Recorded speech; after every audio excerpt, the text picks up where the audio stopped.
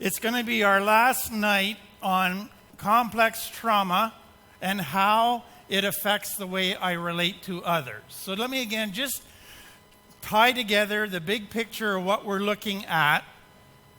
One of the things that is a concern of mine is that a lot of people are learning about trauma, complex trauma. It's a new concept, but people are starting to learn about it. But what I find as I read and listen to what is being taught is there's still not a lot being taught about what are the effects in my life long term. So we can look at the brain, but how does it affect the way I look at myself? How does it affect the way I cope? And how does it affect the way I relate to others?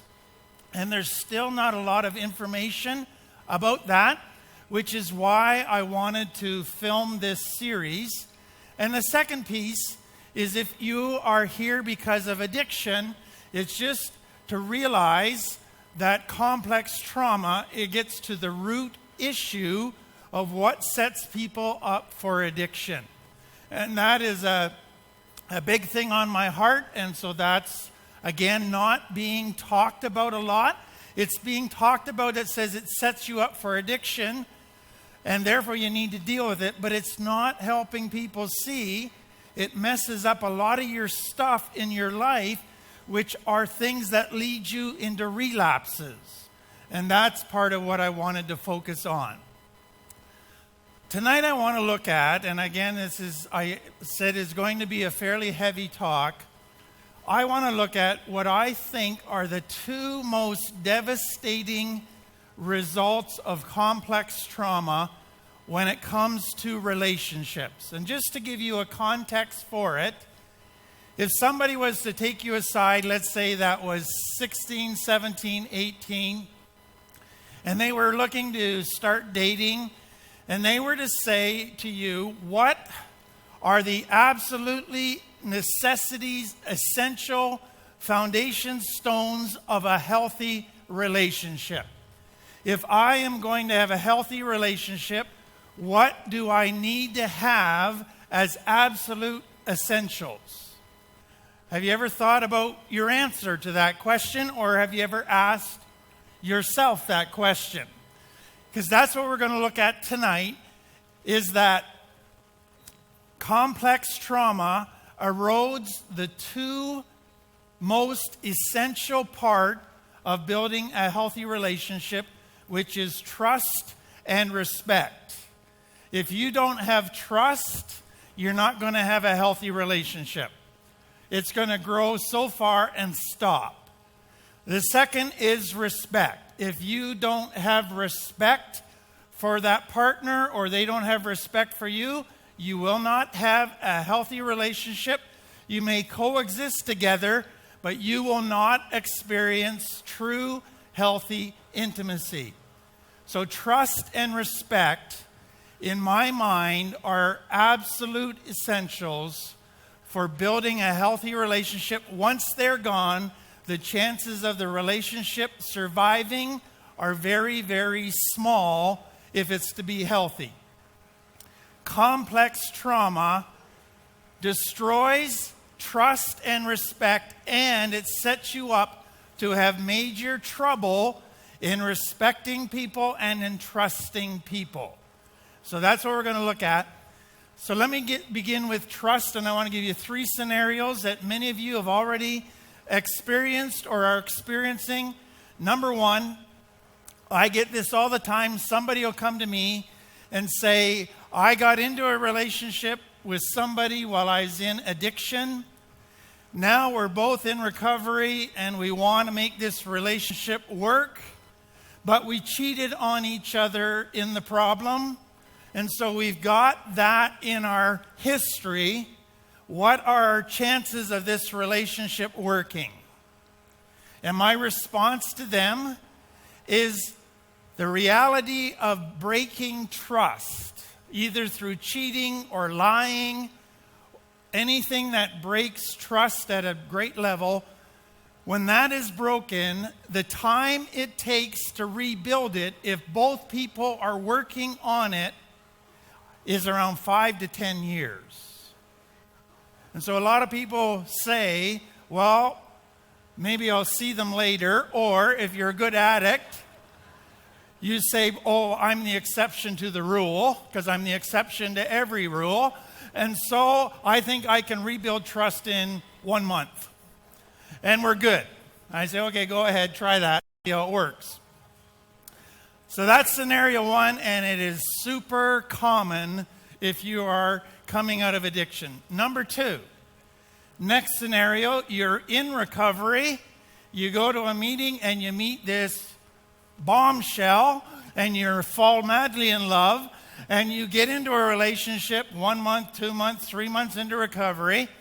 And then you come to me and you go, this person doesn't trust me. They're jealous of me. They're checking my phone. They're giving me the great inquisition every night about everything I did, what I talked about. I feel smothered and I'm starting to resent the person. I go, yeah, that's about normal.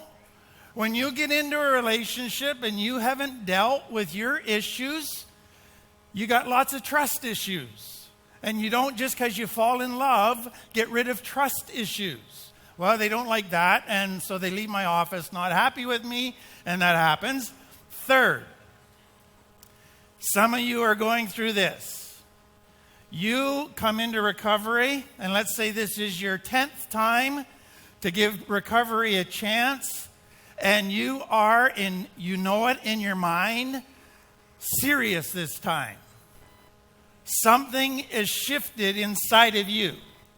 And so you go to your mom and your dad and your partner and your children and say, it's different this time, trust me.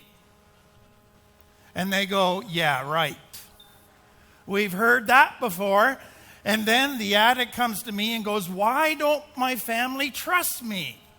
I go, how long have you been walking in sobriety or clean here?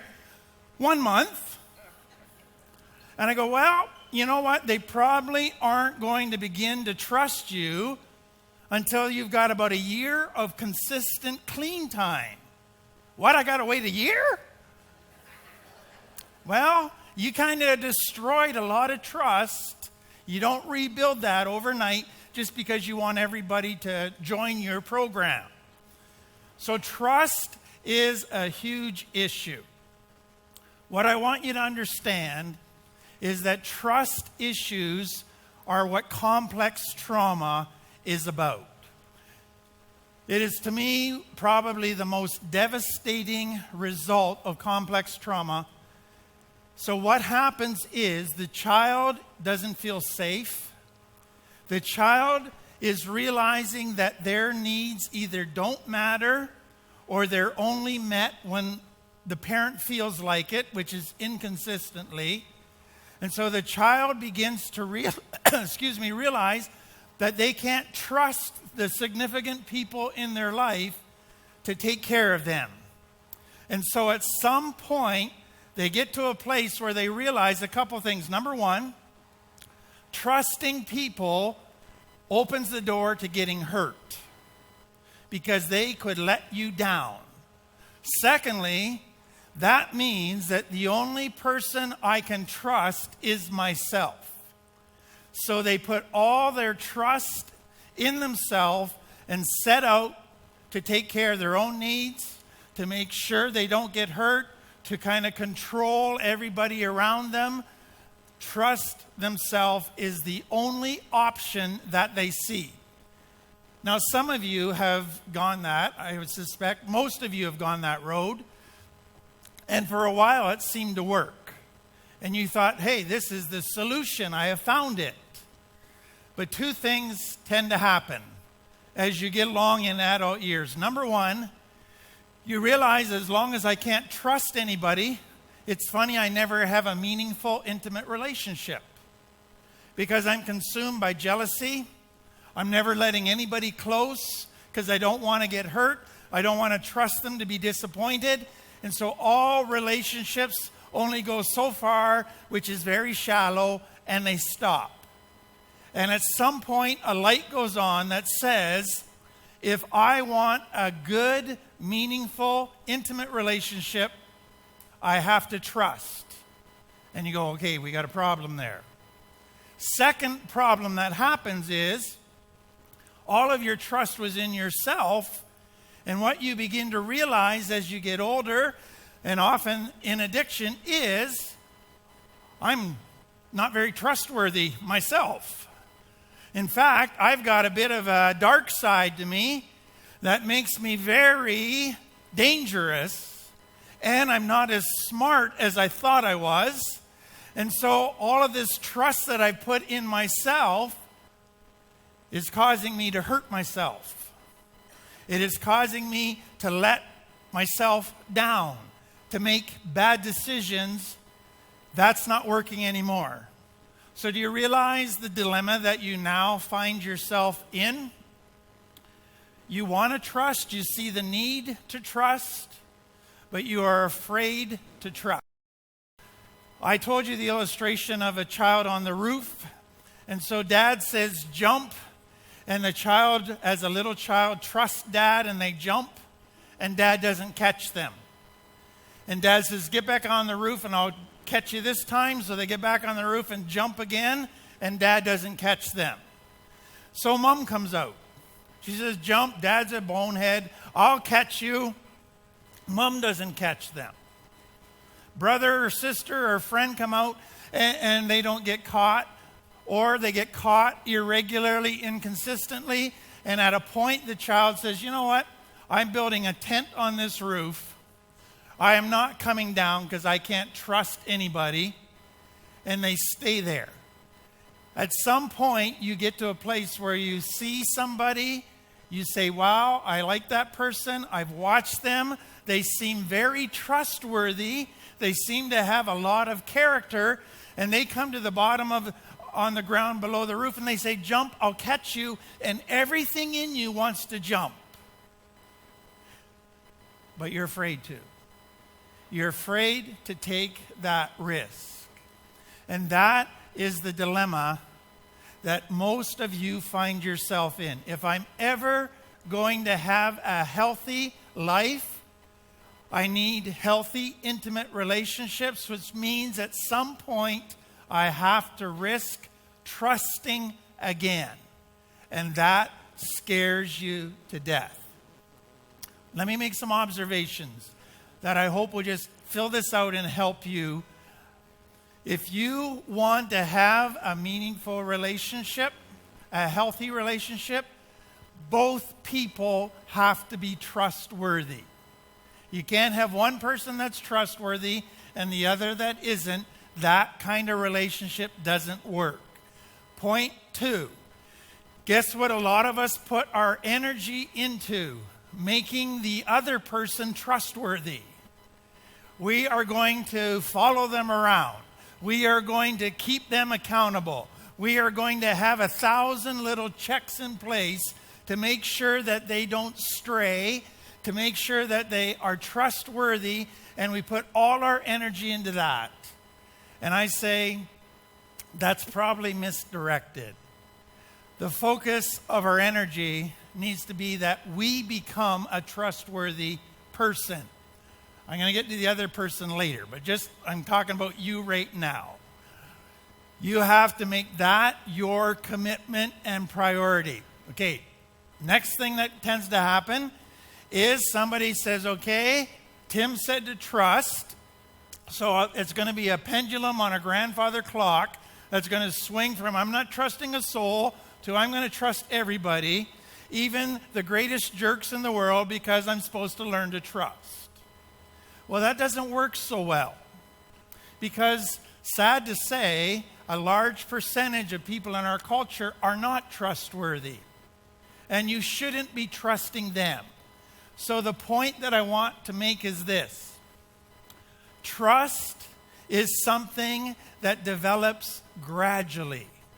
It is something that you watch a person and you trust them in little things and they prove to be faithful. So you trust them with a bit more and they prove to be faithful, and a bit more and a bit more, until you begin to say, wow, this is a trustworthy person. But you went at it very slowly, very gradually.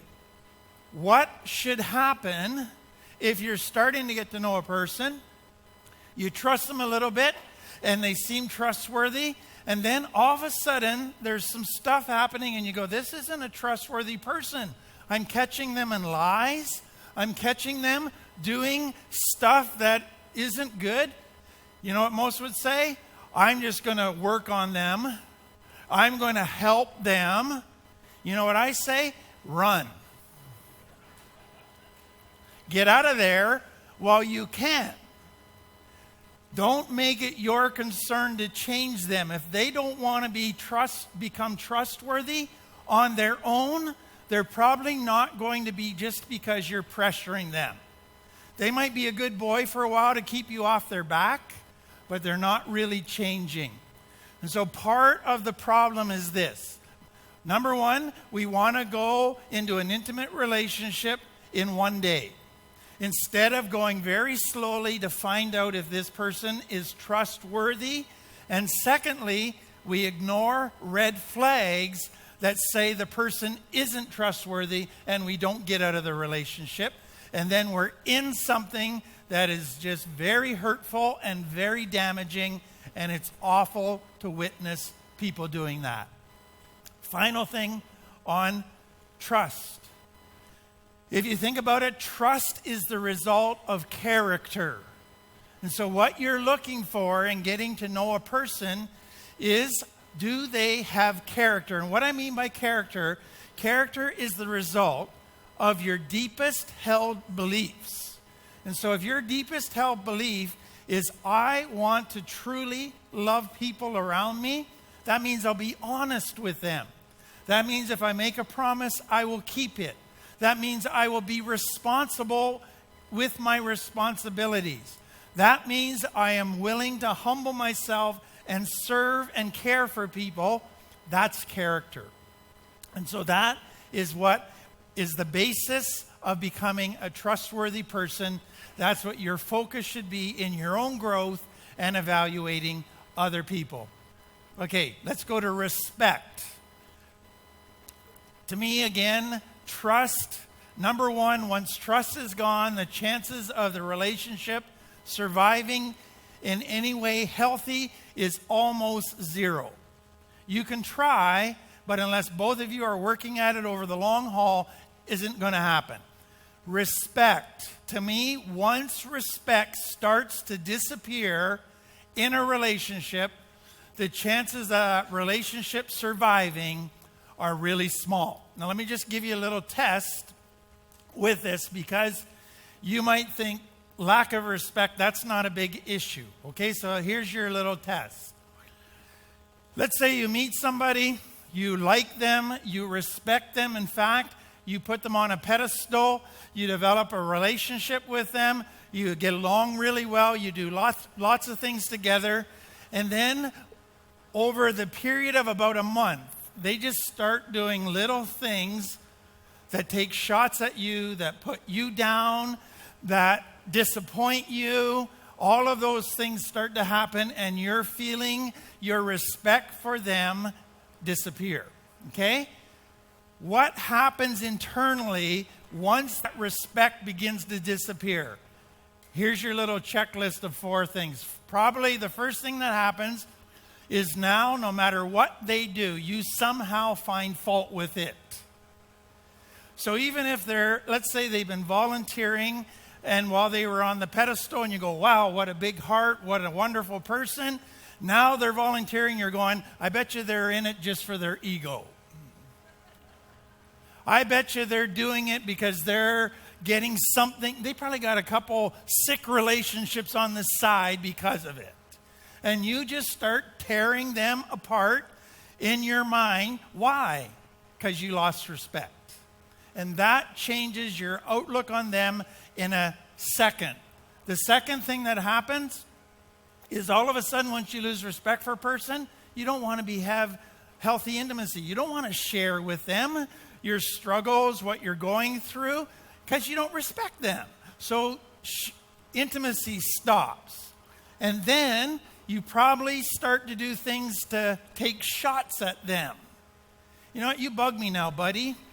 I don't like you a whole lot now, and I'm not content just to kind of keep you at arm's length. I'm now going to try to hurt you by taking shots at you. And our favorite way of taking shots is disrespect them. And then the final thing that I want you to think about is once both of you get into disrespecting each other, the damage that comes out of that makes it almost impossible to repair the relationship. That does so much damage. You might have said, well, I only said it when I was angry. I didn't mean it at the time. And I go, problem is, they still heard it. And they still felt it. And they still believe, part of you believes it. Otherwise, you wouldn't have said it when you're angry. And so the damage takes place. Now, let me put this in the context of complex trauma. To me, one way to look at complex trauma is it's the result of disrespect to a child. If a child grows up, and what we mean by disrespect is a child doesn't feel value. So respect means value. So if a child is made to feel disrespected, or they're made to feel that they're not valuable, that creates complex trauma, because now their little world isn't safe. Now the people in their life don't treat them as being very important. They do things that hurt them, and so now they have to be on guard. That is the result of disrespect, which is complex trauma. So some of you may have just gone through feeling neglected or abused.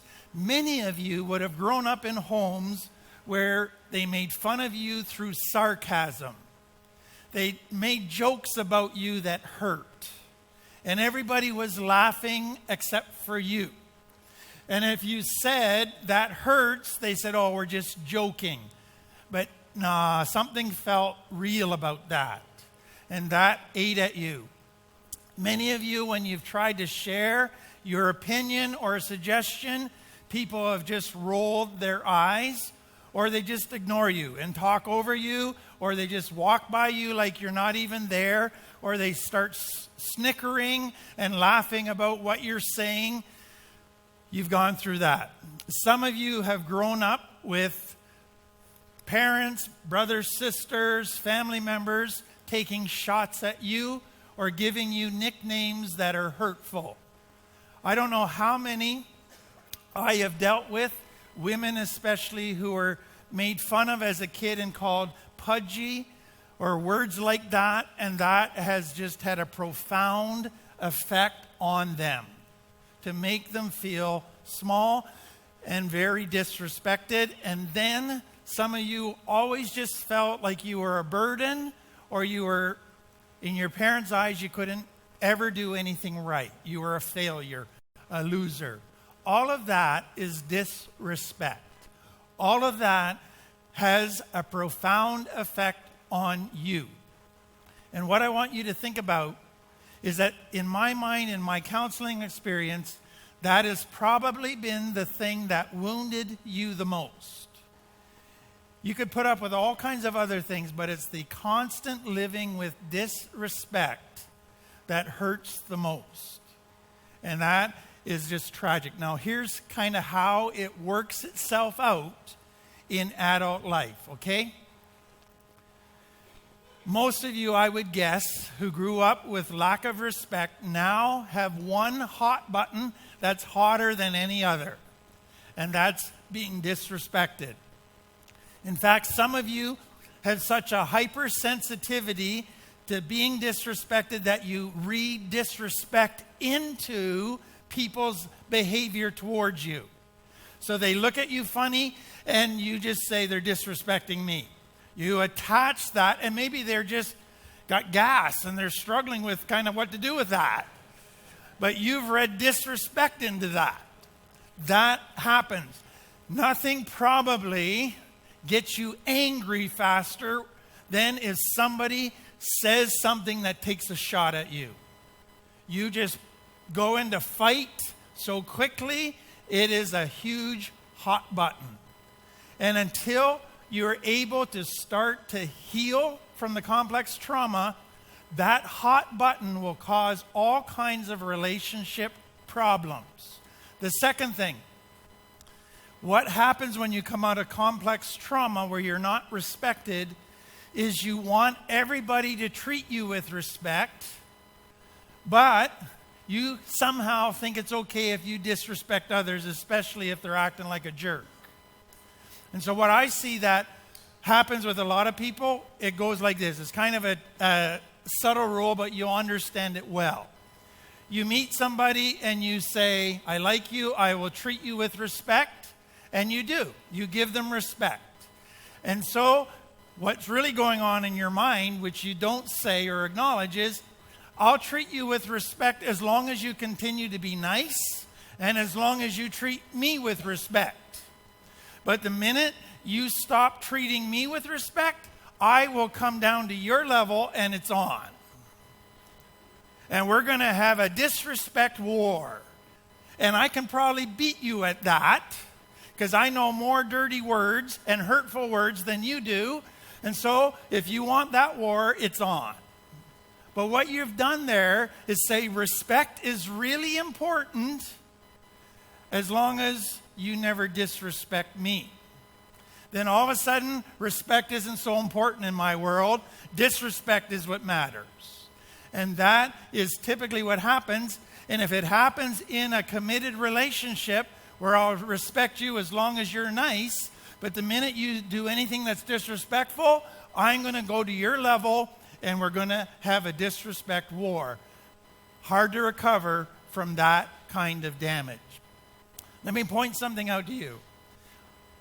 I would explain respect that there's 3 types or degrees of respect, okay?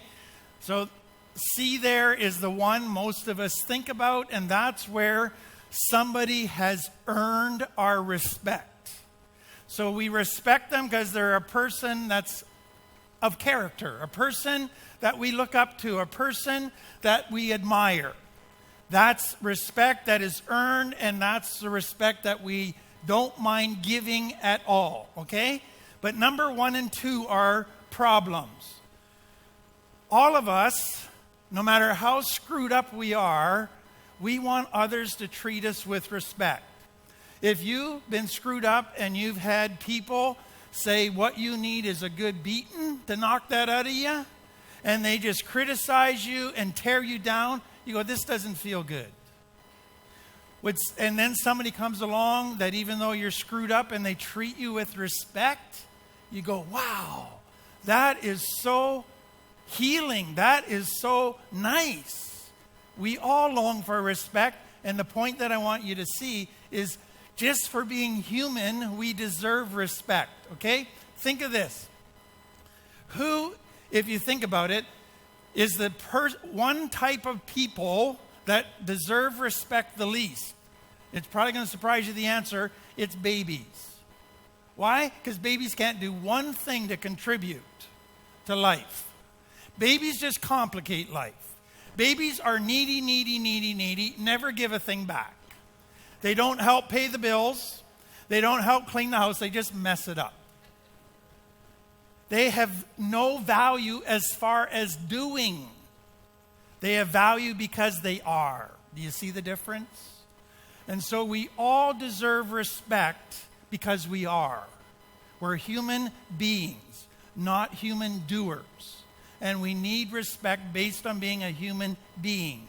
The second, and this for many of you is a really hard thing, we give respect to a person's position of authority. They may not have any character at all, but they wear a badge. And you respect the badge because if you don't, you could be in jail. And so you learn that authority deserves respect because of the position, not because of the person. And that is really hard if number 3 is not true. Okay, let me take you to some observations. I find, as I deal with people, that really the starting point with this respect is that what comes out of complex trauma when mom and dad say they don't respect you and others give you the same message is that you believe it and you don't respect yourself. Something deep inside of you says, if these people say I am not valuable and I don't deserve respect, then I guess it's true. So I'm not valuable, so I don't need to demand respect because I don't respect myself. And what comes out of that is I let others treat me with disrespect. Whenever there's an abusive relationship where the person stays in the relationship, I always know complex trauma in childhood where they were taught through the way they were treated that they do not deserve respect. And they believed it, and now they're letting other people treat them with disrespect and abuse them. And sometimes they take it because they think they deserve it. If they were to stand up for themselves, they would feel guilty that they don't have that right. And so if you want to get to the heart of what needs to happen to get out of an abusive relationship, it's you have to start by respecting yourself. And you have to come to a point where you say, I deserve better than this. I don't have to take this anymore. I respect myself that much. For you to stay in it is to say, I don't respect myself. The second thing that comes out of that is when you were not respected, you probably in adult life have trouble setting boundaries with people. You let people walk all over you, not just in abusive ways. You let people take advantage of you. And there's something in you that says if you're a really good person, you never say no to anybody and you get everybody to like you. And really what's going on there is they're saying, I don't respect myself, so the only way I can feel good about myself is people like me. So I have to get people to like me, which means I don't set boundaries with people. And you want to know what happens with that? You'll get lots of takers that say, well, I'll take advantage of that situation. I will use and abuse this person. And then you get a super big resentment. And how do you set a boundary? You either blow up or you go and isolate. And then you feel guilty for both. So you come back for another round of the same cycle. But it starts with that respect. If you have been in an abusive relationship or in a relationship where you just have not set boundaries, what I can tell you has happened, and you can confirm it in your own mind, is that the longer you stay in a relationship where you put up with disrespect, the lower your self-esteem goes. If the person was abusing you, probably what they're saying while they're abusing you is, you deserve this. You're lucky to have me. Nobody else would want you. And you believe it. Some people who know that they never were respected and they feel that not valuable, they feel inferior. They feel less than everybody else. And the solution in their mind is, I will just make myself somehow superior to everybody. Then I'll feel good about myself. The point that I'm making with this goes like this. What that person is saying is, in order for a relationship to work for me, is there has to be somebody in a superior position and somebody in an inferior position. I do not know how to have a relationship of equals. That sets up every relationship to fail. Now, I gave you some diagrams here. That'll just kind of put it out and tie it into recovery. Okay, so person one, we're going to say that's the person in the superior position. So it could be a parent, and then person two of a child who's totally dependent. So you get a young child, and they're not inferior by being less than human, but they are inferior by being incompetent. They don't know how to do anything in life yet. So they're dependent on parents who seems superior to help them learn, okay? So that one we understand. Parents in a superior position, child in a dependent, inferior position. Next one is, it could be your parents or your partner, but person two, second person, you, addict. Everybody says, you're sick, puppy, you got big problems, you need a lot of help. Who comes riding in on their white stallion? Your partner or partner who wants to be your partner, or parents that say, we're going to help you, we're going to get you into recovery, we're going to get you better, okay? Most of you have experienced that, but what I want you to understand is the dynamics there are somebody is in a position of superior, which they say is healthy, they're the healthy ones, and then you are the sick one, the inferior person. Okay, now let me show you what happens. You in recovery are listening to complex trauma stuff, you're working on your issues, and you're starting to grow. You're starting to get healthier. Guess what? You're starting to get healthy, or even a bit more healthy, than the people that helped you when you were at your bottom. And what's happening now is the relationship dynamics are changing. You're not the sick, needy one now. In fact, you're not even phoning them every hour to check in and tell them what you're going through. You're not needing them as much, and you're getting healthy. They're feeling uncomfortable. The relationship dynamics are changing, and they don't like it. So guess what most of them do? They don't say it out loud, but they say it and they act it. They say, I want you to be healthy, but I need you to be sick. I need you to be sick because that's the only way I know how to do relationships. I have to be superior. And if you say, no, I'm going to get healthy, then they go to the next thing, which is, I'm going to knock you back down. So you think you're better than us now, eh? Well, you wouldn't be anywhere if it wasn't for us. And then they just take shots at you, until they wear you down. And you relapse. And then they go, oh, poor little boy. But part of them is saying, wow, great, the dynamics are back. So here's the challenge. It could be your parents or it could be your partner. Two things have to happen. Number one, they have to realize that because they live by those dynamics, they are as sick as you. And that's a hard pill to swallow. Because all of the evidence that they have used up till now is you're the sick puppy because you're the addict. I'm the healthy one because I'm not an addict. But what they need to begin to realize is that they have all the same underlying unhealthy issues probably as you. And so that's the second point, and it's this.